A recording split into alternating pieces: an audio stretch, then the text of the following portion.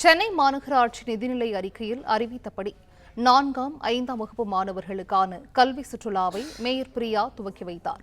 கூடுதல் விவரங்களை செய்தியாளர் மாணிக்கம் வழங்க கேட்கலாம். மாணிக்கம், வணக்கம். இது குறித்தான விவரங்கள். சென்னை மாநகராட்சியினுடைய பள்ளிகளில் படிக்கக்கூடிய மாணவர்கள் 4ஆம் வகுப்பு 5ஆம் வகுப்பு படிக்கக்கூடிய மாணவர்களை கல்வி சுற்றுலா அழைத்து சென்று அவர்களுக்கு படிப்பின் மீது ஆர்வத்தை ஏற்படுத்தும் வகையிலான நடவடிக்கைகளில் சென்னை மாநகராட்சி ஈடுபடும் என சென்னை மாநகராட்சி நிதிநிலை அறிக்கையில மேயர் பிரியா அறிவித்திருந்தார். அந்த அறிவிப்பின்படி தற்பொழுது இன்று சென்னையில இன்று தொடங்கி வரக்கூடிய டிசம்பர் 24 வரையிலும் மண்டல வாரியாக இருக்கக்கூடிய சென்னை மாநகராட்சி பள்ளிகளில் படிக்கக்கூடிய மாணவர்களை, அதாவது 4 மற்றும் 5ஆம் வகுப்பு படிக்கக்கூடிய மாணவர்களை சுற்றுலா அழைத்து செல்வதற்கான திட்டம் தற்பொழுது தொடங்கி வைக்கப்பட்டிருக்கிறது. சென்னை மாநகராட்சியுடைய தலைமை அலுவலகமான ரிப்பன் மாளிகையில இந்த திட்டமானது தொடங்கி வைக்கப்பட்டிருக்கிறது. இந்த சுற்றுலாவில் மாணவர்கள் கிண்டி சிறுவர் பூங்கா, பிர்லா கோளரங்கம், காவலர் அருங்காட்சியகம், பெரம்பூர் ரயில்வே அருங்காட்சியகம் உள்ளிட்ட 8 இடங்களுக்கு அழைத்து செல்லப்படுவார் என்ற அறிவிப்பும் கொடுக்கப்பட்டிருக்கிறது. விவரங்களை வழங்கியமைக்கு நன்றி மாணிக்கம்.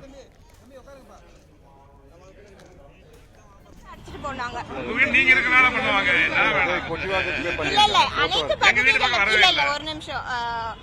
மழைநீர் வடிகாலில் ட்ரெயின் ஓபன் பண்ணி ஃபாக் பண்ணணும்னு தெரிவித்திருக்கோம். கெனால் பகுதிகளில் ஃபாக் பண்ணணும்னு தெரிவித்திருக்கோம். ட்ரோன் மூலமா ஃபாக் பண்ணணும்ன்றதை தெரிவித்திருக்கோம். ஆயில் பால்ஸ் போட்டு நம்ம ஃபாகிங் பண்ணிட்டு இருக்கோம். தொடர்ந்து பல்வேறு பகுதிகள் ஃபாகிங் துரிதமாக நடத்தப்பட்டு வருகிறது. அப்படி ஏதாவது ஒரு சில இடங்கள்ல ஃபாகிங் பண்ணல அப்படின்னு நீங்க பர்டிகுலரா தெரிவித்தீங்கன்னா கண்டிப்பா அதற்கான நடவடிக்கைகள் எடுக்கப்படும்.